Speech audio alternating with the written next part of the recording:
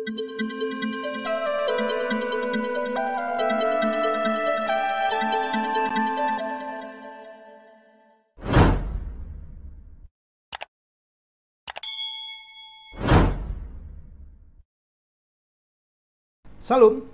berjumpa lagi dengan saya, Effendi Tobing, dalam Boker Top Channel. Terima kasih untuk semua sahabat saudara yang dengan setia menyaksikan tayangan-tayangan video saya.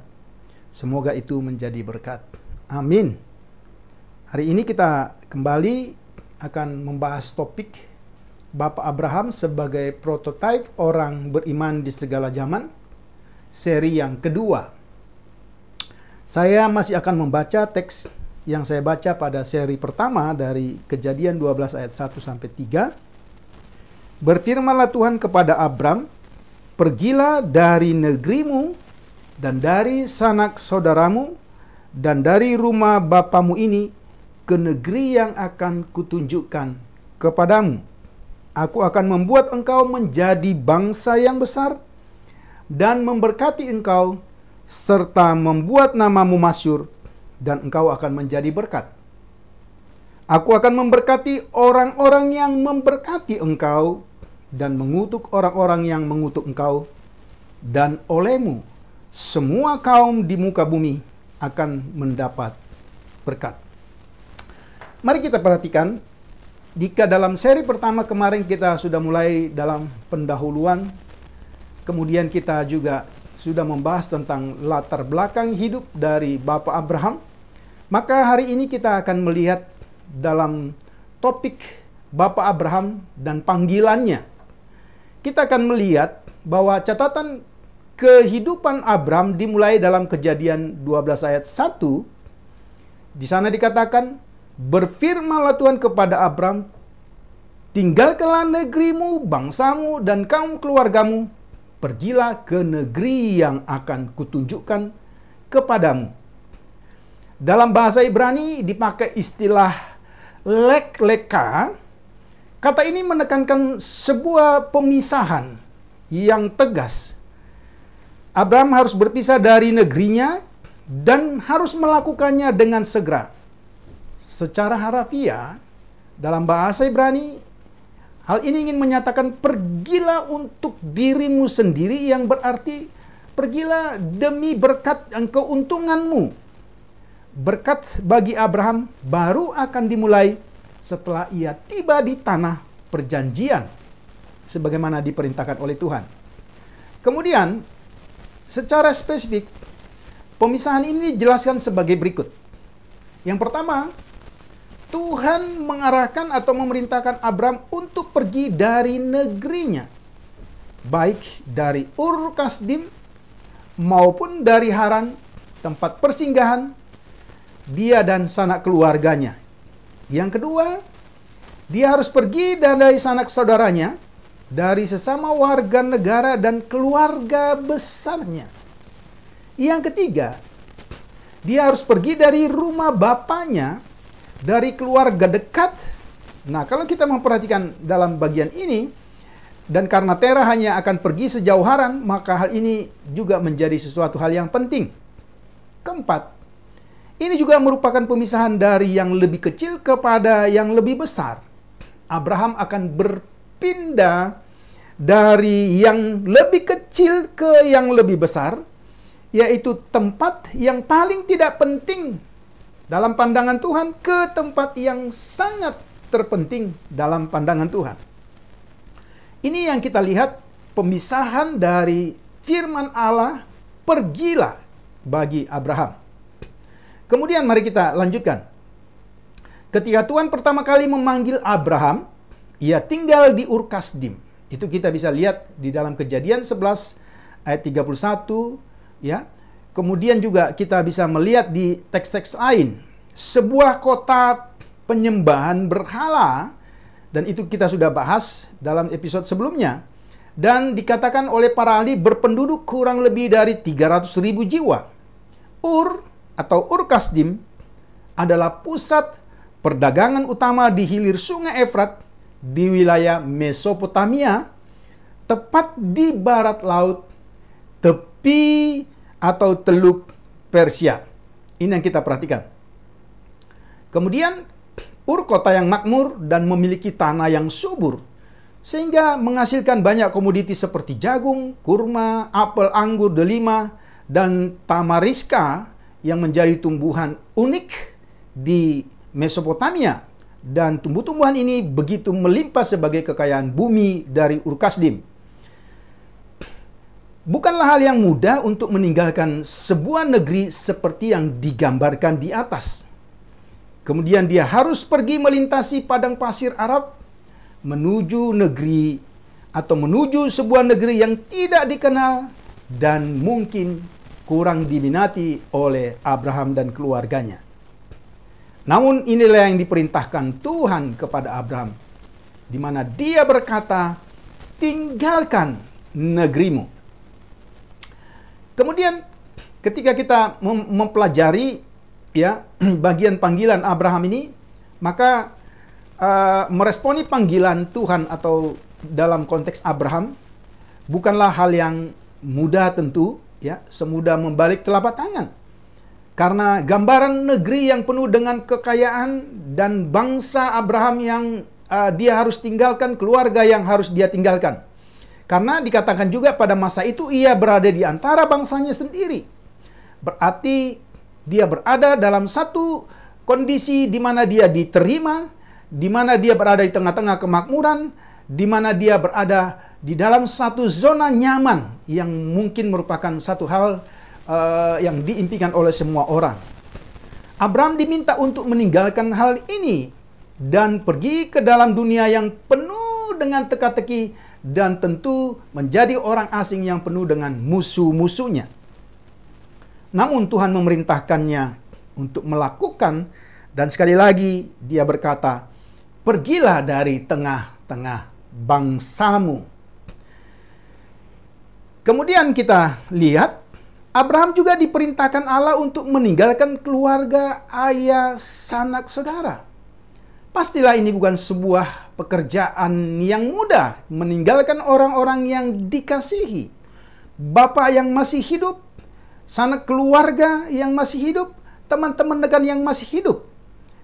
Ya, meskipun beberapa di antara kaum keluarga itu ikut bersamanya, tetapi tentu keikutsertaannya bukanlah bagian dari panggilan Allah. Dan pastilah keluarga besar sebagai penyembah berhala tidak memberikan dampak yang positif atau dampak secara rohani bagi kehidupan dan panggilan Allah secara rohani bagi Abraham. Pertanyaannya ialah, mengapa Allah memanggilnya untuk meninggalkan masa lalu? Apakah ini menjadi satu persyaratan yang harus dilakukan? Meninggalkan masa lalu, meninggalkan negeri, meninggalkan bangsa, dan sanak saudaranya. Ini menjadi pertanyaan. Mengapa? Maka kalau kita memperhatikan di dalam konteks Abraham dan selanjutnya sampai dalam perjanjian baru, panggilan Allah terhadap Abraham untuk meninggalkan masa lalunya ada pada tujuan dan rencana Allah bagi Abraham. Sekali lagi, teks-teks di dalam Alkitab menjelaskan panggilan Abraham, bahkan panggilan setiap orang yang meresponi panggilan itu, ialah tujuannya ada pada Allah dan rencana Allah bagi setiap pribadi yang dipanggil. Panggilan Allah itu dimulai dari pemisahan secara total dari dunia setiap orang, dari dunianya yang lama. Kalau kita memperhatikan prinsip dan pola panggilan Allah terhadap Abraham juga adalah prinsip dan pola yang sama diterapkan Yesus kepada murid-muridnya. Jadi apa yang terjadi? Bagaimana Allah memanggil Abraham, memisahkan dia dari hidup lamanya, dari lingkungan lamanya. Pola yang sama juga dipakai oleh Yesus ketika dia memanggil murid-muridnya. Panggilan itu juga adalah panggilan Kristus bagi murid-muridnya. Dikatakan di dalam Lukas 9 ayat 23 sampai 25, setiap orang yang mau mengikut aku, ia harus menyangkal dirinya, memikul salibnya setiap hari, dan mengikut aku. Karena barang siapa mau menyelamatkan nyawanya, ia akan kehilangan nyawanya. Tetapi barang siapa kehilangan nyawanya karena aku, ia akan menyelamatkannya. Apa gunanya seorang memperoleh seluruh dunia, tetapi ia akan kehilangan nyawanya? Satu panggilan yang bersifat pemisahan secara total bagi setiap orang yang ingin mengikut Allah ataupun mengikut Tuhan Yesus Kristus. Kemudian kalau kita memperhatikan di dalam pembacaan selanjutnya, Tuhan Yesus memanggil seseorang untuk mengikutinya.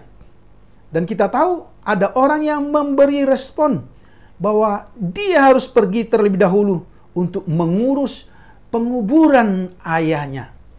Untuk orang yang meresponi panggilan Tuhan dengan model seperti ini, Yesus berkata, biarlah orang mati menguburkan orang mati, tetapi engkau pergilah dan beritakanlah kerajaan Allah. Saudara bisa membaca itu dalam Lukas pasal 9 ayat yang ke-60. Kemudian, seseorang lain yang berkata bahwa ia ingin mengikut Yesus. Ada orang yang menawarkan diri menjadi murid Tuhan.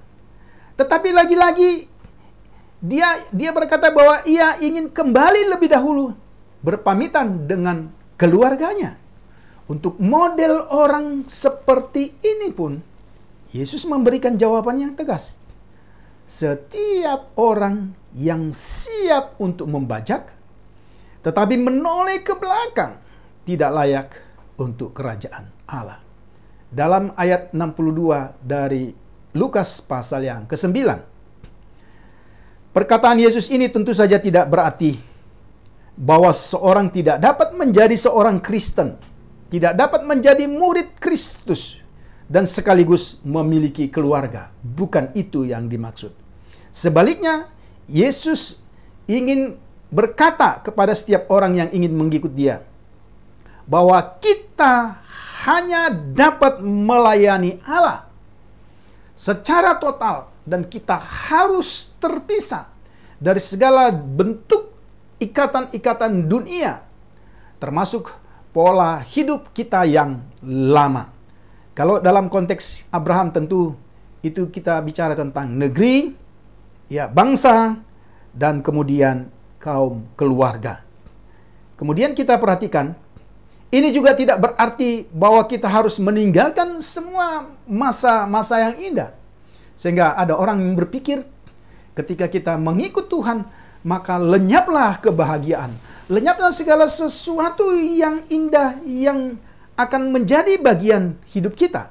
Tetapi sesungguhnya sangat jelas di dalam firman Tuhan, tidak seorang pun yang karena kerajaan Allah meninggalkan rumah, istri, saudara laki-laki, saudara perempuan, orang tua, atau anak-anaknya, tidak akan kehilangan semua itu.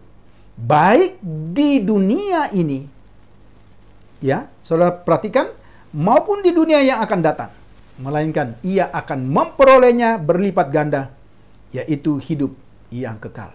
Saudara perhatikan istilah meninggalkan, itu berarti pemisahan. Tetapi dalam konteks yang kita dapat pahami secara sederhana, setiap orang yang dipanggil Tuhan terpisah dari dunia, kemudian diperuntukkan bagi Allah.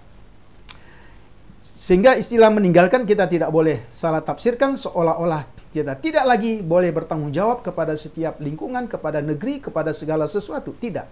Tetapi yang dia maksudkan di sini adalah bagaimana skala prioritas kita dalam pengikutan kita kepada Tuhan. Kemudian kita lihat, ya, sekarang bagian yang kedua, Bapak Abraham dan imannya. Kalau kita memperhatikan teks-teks baik Kejadian 12, 15, 17, 22 sampai dengan pasal 25, maka kita akan menemukan konteks iman Abraham atau kondisi seperti apa yang dihadapi oleh Abraham ketika dia percaya kepada Bapa, kepada Allah. kepada Adonai di dalam perjanjian lama. Yang pertama, kalau kita memperhatikan dan juga diulas dalam Ibrani 11 ayat 8, ternyata Abraham memiliki iman atau iman itu hidup dalam ketidakpastian. Saya berharap kalimat ini tidak disalah mengerti, bahwa setiap orang yang beriman hidup dalam ketidakpastian. Bukan seperti itu yang dimaksudkan. Tetapi yang ingin kita katakan, ya, apa yang diminta, perintah yang diberikan oleh Tuhan belumlah sesuatu yang terang benderang, tetapi sesuatu yang masih akan dinikmati atau dilihat. Ini yang kita lihat. Jika Abraham menuntut untuk mengetahui keseluruhan tujuannya sebelum meninggalkan Ur. Saudara perhatikan kalimat ini, dia tidak akan pernah pergi. Ya, dia akan tinggal di Ur sampai hari kematiannya. Karena alasan sederhana, bahwa Tuhan telah memutuskan dia akan diberitahu di akhir perjalanan dan bukan di awal. Artinya, iman itu berada di dalam kabut, dalam satu kegelapan. Dan iman itu menembusi ketidakpastian yang dimaksud dalam konteks ini. Tetapi iman Abraham memberi kita tampilan yang luar biasa tentang apa artinya berjalan dengan iman dan bukan dengan melihat. Sebagaimana yang dituliskan oleh Rasul Paulus dalam 2 Korintus 5 ayat yang ke-7. Kemudian, iman hidup di tengah-tengah rasa sakit hati dan kebingungan. Jadi, ketika Abraham beriman, bukan dalam kondisi yang mulus segala sesuatunya baik-baik saja. Itu bukan iman. Bagaimana perasaan Abraham tentang tidak memiliki anak, sementara dia mendapat janji menjadi bapa atas seluruh bangsa? Dalam masyarakat, ya, yang menganggap tidak memiliki anak itu sebagai kutukan, terutama ketika dia mengingat janji Tuhan bahwa semua orang di bumi akan diberkati melalui dia. Ini bukan sesuatu yang mudah dipahami secara logika. Bagaimana perasaan istrinya Sarah? Itu adalah faktor utama dalam pernikahan mereka sejak awal. Tidak memiliki anak bukan sesuatu hal yang mudah dalam budaya itu. Sebenarnya hal pertama yang kita pelajari tentang salah satu dari mereka dalam kitab suci dikatakan bahwa Sarah itu mandul. Oke. Tapi bukan hanya itu. Kesempatan untuk memiliki anak juga karena masa subur yang sudah hilang. Usia yang sudah lanjut. Maka tidak mungkin. Jadi saudara perhatikan. Itu adalah sesuatu yang tampaknya menahan mereka dan menghambat pelayanan mereka bagi Tuhan. Bahkan setelah mereka dipanggil oleh Tuhan.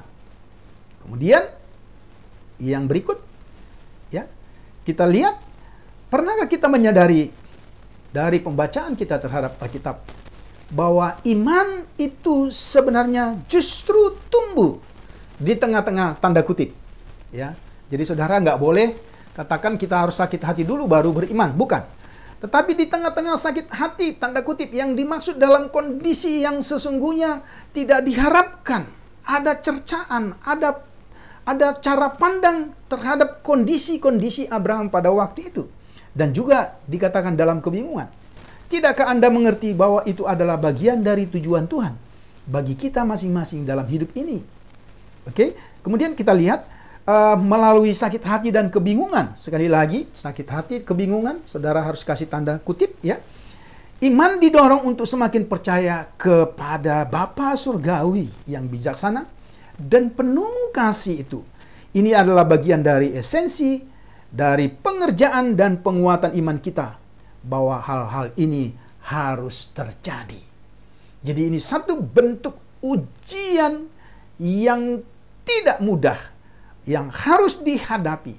Iman itu justru bertumbuh di tengah-tengah rasa sakit hati tanda kutip dan juga di tengah-tengah kebingungan tanda kutip. Ini yang kita perhatikan. Ya. Kemudian yang ketiga, Iman yang dimiliki Abraham adalah iman yang hidup di tengah-tengah pencobaan dan pertentangan. Saudara perhatikan. Saudara jangan salah memahami. Saya katakan di sini, pencobaan bukanlah dosa. Ya toh? Kita tahu Tuhan Yesus pun mengalami pencobaan. Setiap orang yang percaya mulai dari kitab Kejadian sampai kepada kitab Wahyu itu dicobai dan seterusnya. Ya, pencobaan bukanlah dosa dan belum tentu mengakibatkan dosa. Pergumulan iman bukanlah keraguan dan tidak pasti mengarah kepada ketidakpercayaan. Saudara bisa buka 2 Timotius 2 ayat 13. Tanah perjanjian, saudara lihat ya, tidak sepenuhnya kosong. Ketika Tuhan berjanji, aku akan memberikan tanah ini kepadamu. Tanah yang penuh susu, madu, gandum, dan segala yang menyenangkan. Tapi saudara perhatikan, tanah itu menjadi tanah yang dihuni oleh sekelompok orang yang notabene adalah penyembah-penyembah berhala. Ini kita lihat. Tanah itu adalah tanah yang tidak mudah untuk dimiliki. Bahkan kita tahu, janji Tuhan kepada Abraham, kamu akan memiliki negeri. Ironisnya, kalau kita mau mengukur secara logika kita, untuk kuburan orang yang dikasihi, yaitu kuburan Sarah saja, dia harus membayar itu dengan uangnya sendiri. Mungkin kita akan bertanya, di mana janji Tuhan? Tapi untungnya, pertanyaan saudara dan saya tidak sama dengan iman yang dimiliki oleh Abraham. Kalau kita perhatikan, janji mengenai negeri yang penuh dengan berkat itu, saudara jangan lupa. Kalau saya pakai istilah, berkat itu berada di sarang penyamun. Kita bisa baca 1 Petrus 1 ayat 6 dan 7. Silakan saudara buka Alkitabnya dan baca. Maka dari konteks iman tadi, konteks iman di mana iman Abraham itu, maka kita bisa melihat beberapa ciri dari iman yang dimiliki Abraham. Ya, secara cepat saja saudara bisa buka Roma 4:18 sampai 25. Di sana Rasul Paulus merangkumkan ya tentang ajarannya mengenai Abraham sebagai prototipe rohani setiap orang percaya yang sejati. Dan di sana dia meninggalkan teladan tentang iman yang menyelamatkan. Ciri iman yang pertama, objek iman itu ada pada Tuhan. Ya, kalau kita kembali kepada konteksnya tadi, iman Abraham tidak bergantung pada mungkin atau tidak mungkin. Ada dasar berharap atau tidak ada dasar berharap. Ini yang kita lihat, ya. Abraham memiliki pengharapan, padahal secara manusia tidak ada dasar untuk berharap. Kalau kita bisa membedakan, berharap berarti keyakinan bahwa sesuatu akan terjadi. Tetapi Abraham lebih daripada itu. Dia percaya sesuatu telah terjadi. Saya ulang. Kalau kita hanya berharap, berarti kita yakin bahwa sesuatu akan terjadi.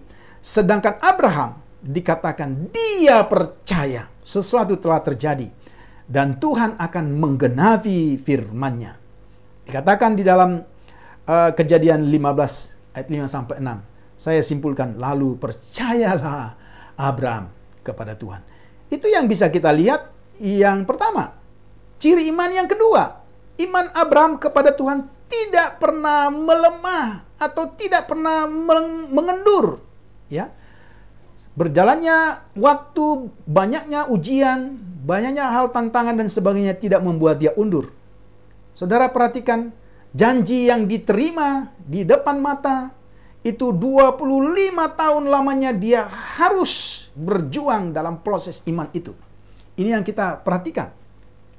Sebelum kelahiran Ishak, Abraham tidak menyaksikan satu mukjizat apapun.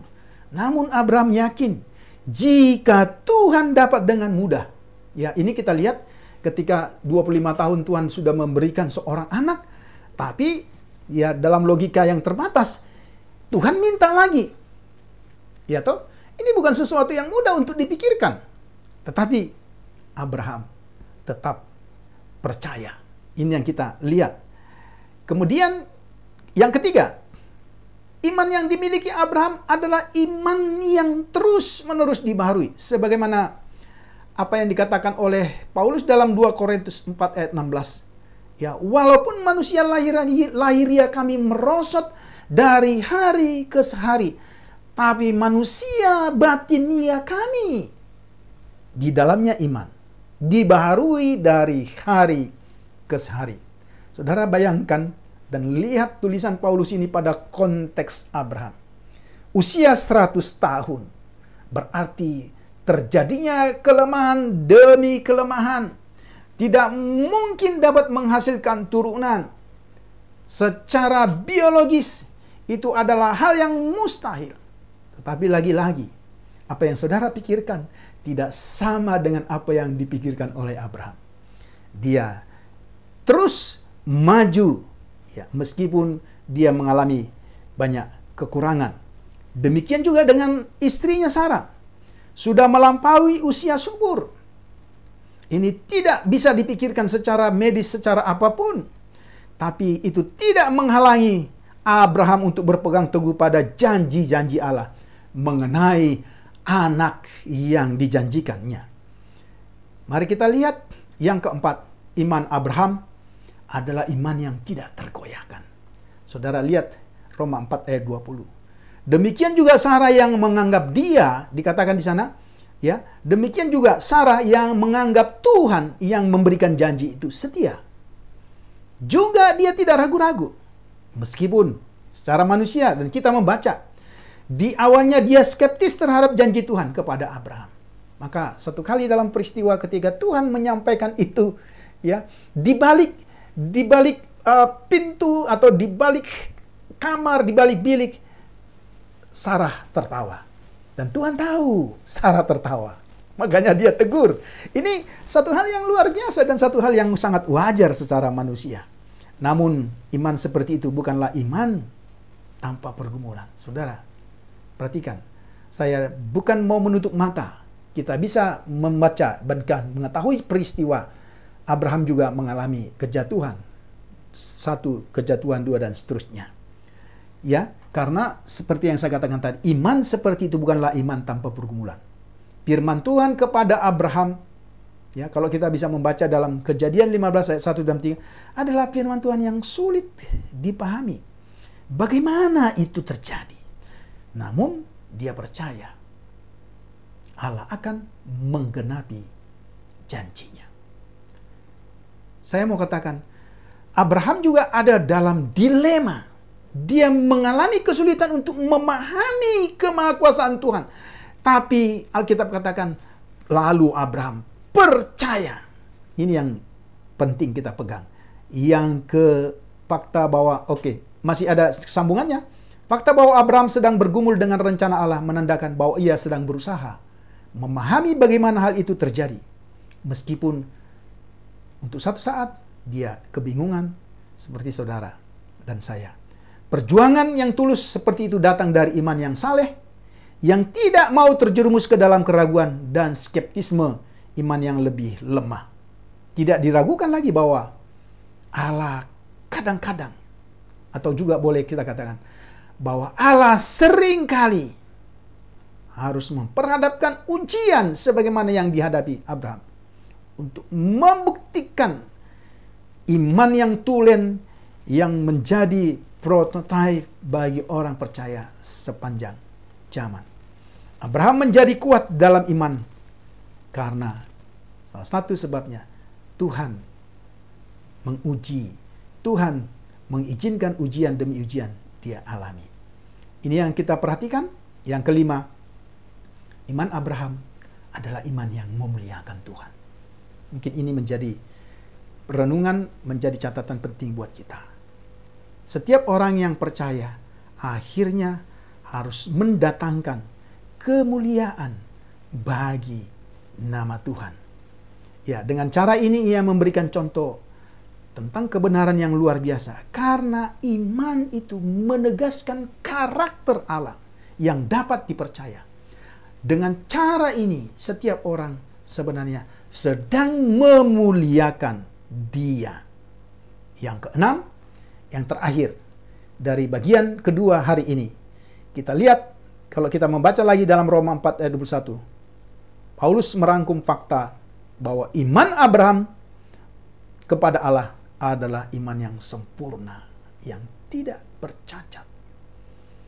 Dikatakan di sana, Abraham yakin sepenuhnya bahwa apa yang dijanjikannya, ia sanggup untuk menepatinya. Hari ini ada dua pokok penting dari Bapak Abraham yang kita bahas.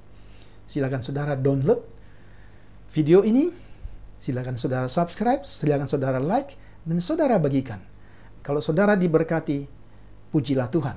Sehingga dari bagian ini kita belajar tentang bagaimana panggilan Abraham dan bagaimana iman Abraham. Pada episode selanjutnya kita akan melanjutkan pembahasan kita tentang Bapak Abraham dengan bagian-bagian lain. Tuhan Yesus memberkati kita. Salam.